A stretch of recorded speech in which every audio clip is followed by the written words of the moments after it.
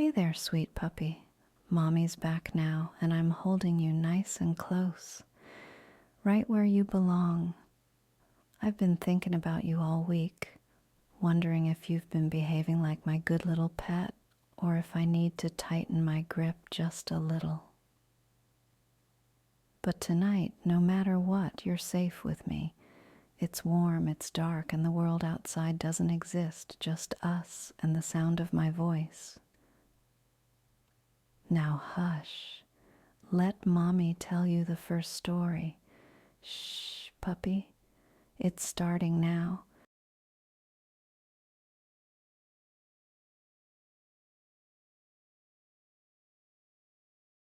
They call it Whistler's Hollow. It lies somewhere in the highlands, folded between steep ridges where the wind doesn't blow and the sun barely touches the ground. If you look at a satellite map, it's just a patch of low green between forested peaks.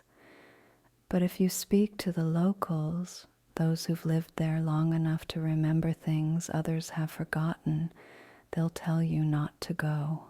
They won't say it outright. There'll just be warnings tucked into their sentences, a glance that lingers too long, a tone of voice that goes flat, and always the same line. Don't sleep in the valley. It remembers. I ignored them. I was chasing silence. Cities were too loud, too fast. I thought if I hiked far enough, if I pitched my tent somewhere the signal didn't reach, I could finally sleep through the night. I found the valley by accident. The fog was already thick when I arrived, clinging to the tree trunks like old cloth. The air felt damp. The trees didn't move, even though it should have been windy at that altitude.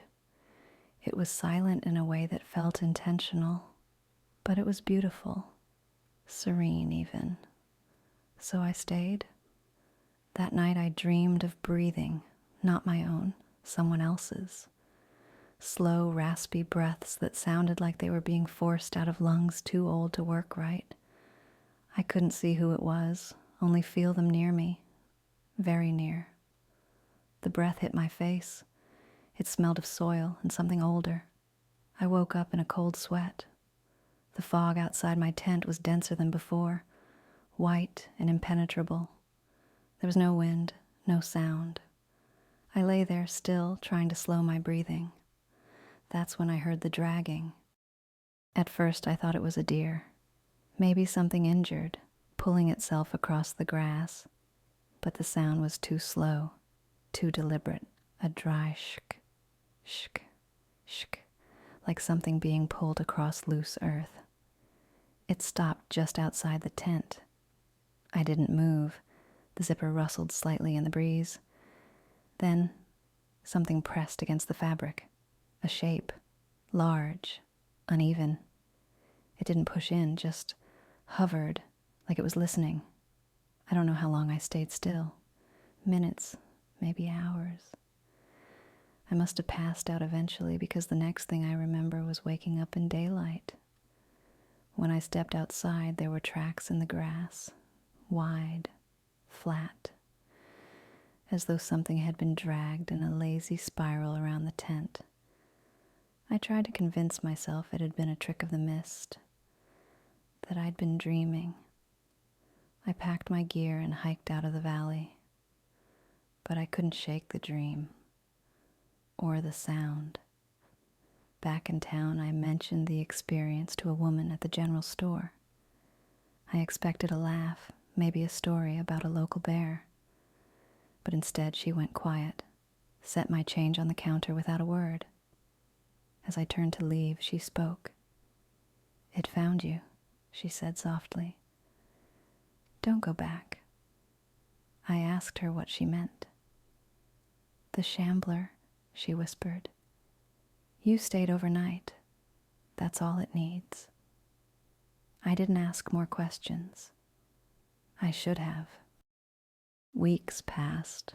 I was home, back in the city, but the dreams kept coming, the same breathing, the same presence hovering just out of view, the same dragging sound getting closer, I'd wake up and find dirt under my fingernails, grass stains on my sheets.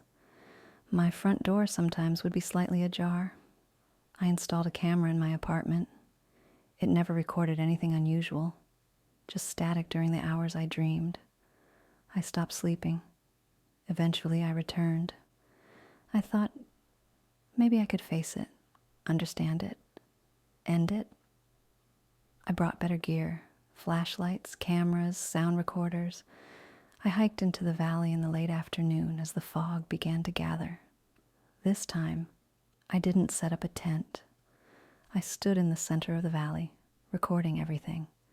As the sun disappeared behind the ridgeline, the temperature dropped. The fog thickened. My breath came out in short bursts of white. And then I heard it again. Shk, shk. It wasn't behind me or in front of me. It was everywhere, all around, like the sound was stitched into the air.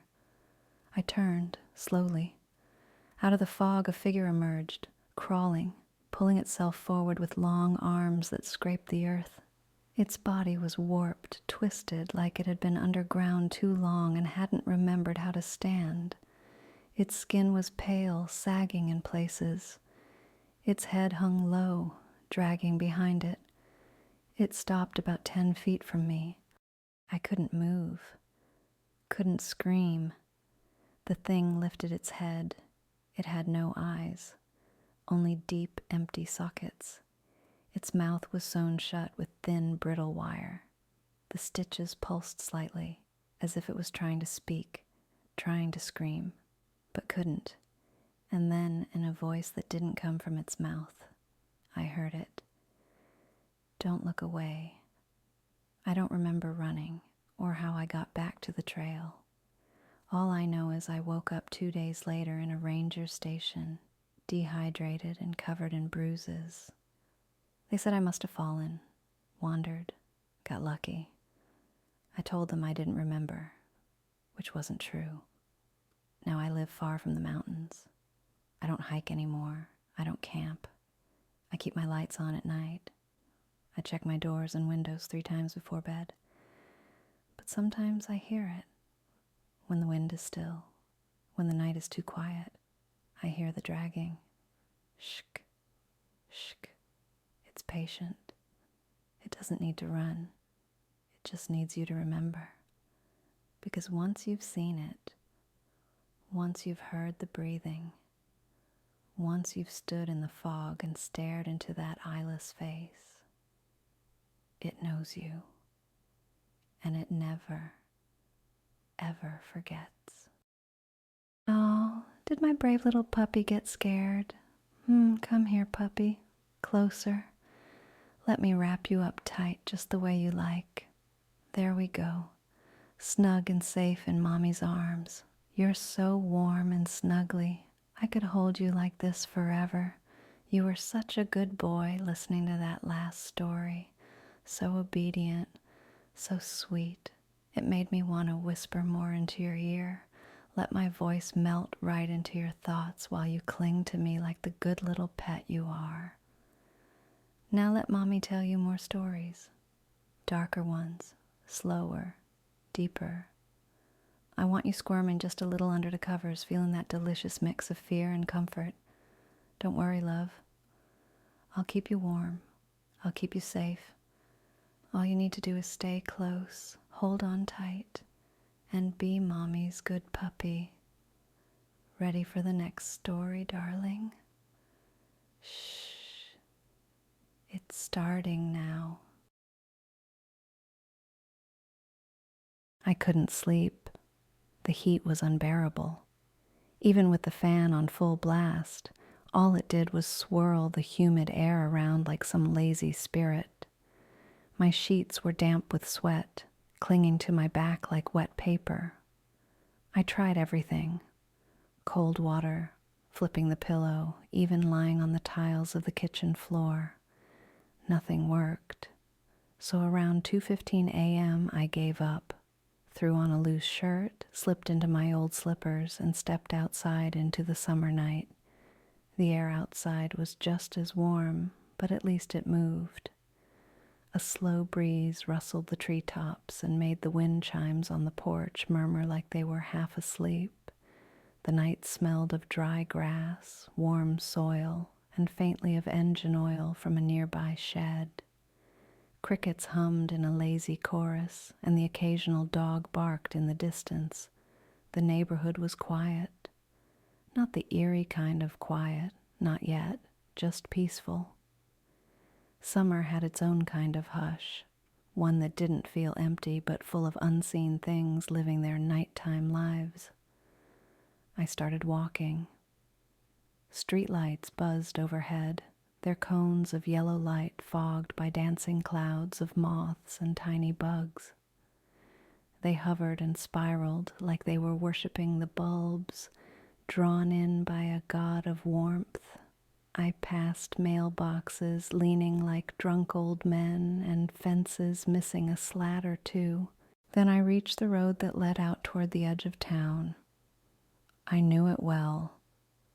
A straight shot past a couple of old barns and down to a T intersection where you could go left toward the woods or right toward an old dried-up orchard. I liked walking there. It always felt like stepping back in time. About 20 feet before the fork, I noticed something. Silence. Not just the kind where no one is around. A total drop-off, no bugs, no wind. The rustling stopped. Even the distant barking ceased. It was like I'd walked into a vacuum. I slowed down. The hairs on my arms prickled. I looked up, expecting to see a storm rolling in. But the sky was clear. Moon hanging bright. Stars scattered like white sand. Then I saw it. At the T intersection, slightly to the left, stood something. It looked vaguely human at first. Tall, upright, but as I focused, my stomach twisted. It wasn't just dark. It was wrong. A shape made of absence, like someone had cut a figure out of the world itself. It didn't reflect moonlight. It didn't cast a shadow. It was like looking at a mistaken reality. Its edges twitched. Not in the way something moves, more like it couldn't decide where it began or ended. It stood still, but it wobbled in place like a bad signal. And it was looking at me, or rather, facing me. I don't know if it had eyes, but I felt it.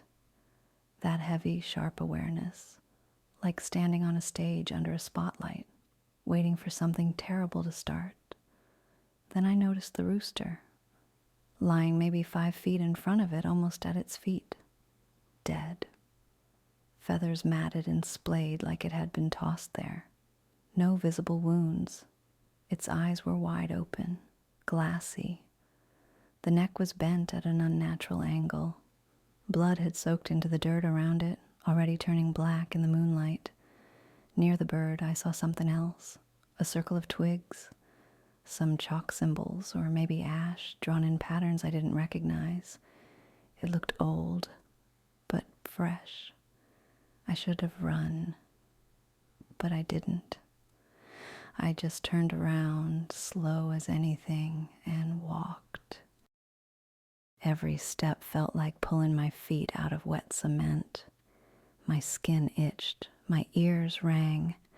I swear the air behind me dragged like something waiting for me to slip up. But I didn't look back. Not once.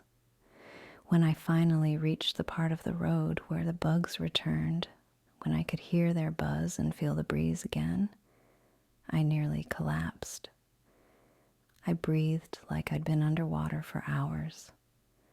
I got home, locked every door and window, and sat in the shower until the sun came up. The next day, I called someone.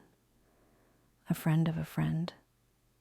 She was known around town as, well, people said witch like it was a joke, but not to her face. People went to her when doctors couldn't help, or when they felt something dark in their home. She lived in a small trailer tucked behind a weeping willow, always smelled like clove and smoke. I told her what happened, left nothing out. She didn't laugh. She didn't even blink, just nodded slowly like she'd heard this before. They summoned it, she said. They used the blood to bring it through. A rooster's a common offering. Older magic. Dangerous. What was it? I asked. A watcher, a traveler between. You weren't supposed to see it. But sometime they look back, and if it sees something at once. She trailed off. Didn't finish. She gave me a bath mix, salt, rosemary, sage. Told me to scrub until my skin stung. She came by that afternoon and did a smoke cleanse on the house, drew symbols with ash over the doors and whispered things in a language I didn't recognize. Don't go back there, she said before leaving. Not for a while. It saw you. That's enough. It's been 3 weeks. I sleep better now. The smell of burnt herbs clung to the walls for days. I don't walk at night anymore. I let the sweat soak through me like rain, and I wait for morning. But sometimes I dream. I hear a rooster crowing, not at dawn, long after midnight, and I wake up facing the window. Something weird happened when I visited my grandparents. Sorry for the English, I'm from Sweden, Dalarna County. I don't really post stuff like this, but it's been stuck in my head for months now, and I can't really talk about it with anyone who'll take it seriously. So last summer I went to visit my grandparents who live way out in the countryside. They're like an hour from Mora, basically surrounded by pine forest and nothing else. No neighbors, no town noise, just the woods and that weird silence you only get in places like that. It's peaceful, yeah, but also kinda off sometimes. Too quiet. On the 3rd or 4th day, I decided to go for a walk into the forest behind their house. I've done it before when I was younger, but never went that far in. This time I just kept walking. Felt nice to be away from my phone and everything for a bit. I followed a trail at first, but then I saw this little slope that looked like it led to a clearing, so I climbed it. And yeah, I probably shouldn't have. Up there I found this really strange open space. Like someone had cleared a circle into the forest trees just stopped, and the floor was covered in moss and flattened grass. No wind, no birds, no bugs, just completely still. In the middle of the clearing there were stones, 12 of them arranged in a ring. Not random either. They were blackened, like they'd been burned or maybe covered in soot. Around the stones were these weird little things made of sticks and feathers and bones, like small totems or charms. I don't know. They were hanging from the branches too, tied with red thread. They moved a little, but there wasn't even wind. That's the part that really stuck with me, how still the air was. Then I saw the carcasses, 3 of them, near a flat stone at the edge. Goats, maybe? Not fresh, but not fully decomposed either. They were arranged in a really specific way, like they'd been placed there on purpose, not just dumped. And the flat stone, it had markings on it, like runes or scratches, something carved in. I didn't stay long. I honestly felt sick, like my body was warning me to leave. I didn't run, but I walked fast back home. When I got back, I told my grandparents what I saw. I expected them to laugh it off or tell me it was some hunter's thing or whatever. But they didn't. My grandfather just said, "So, you found one." My grandmother looked out the window and said nothing for a while. Then she told me that those parts of the forest have always had history. People used to do rituals out there. Not Christian, obviously older stuff. Norse pagan stuff. Witches, seers, people who believed in forest spirits and made offerings. She said people still leave things there sometimes. Not a lot, just enough to keep the memory alive. She said, we leave those places alone. Later that night, I looked out my bedroom window and there were 3 small stones placed on the windowsill, just sitting there. I didn't open the window. I didn't touch them. I went to bed and they disappeared the next day.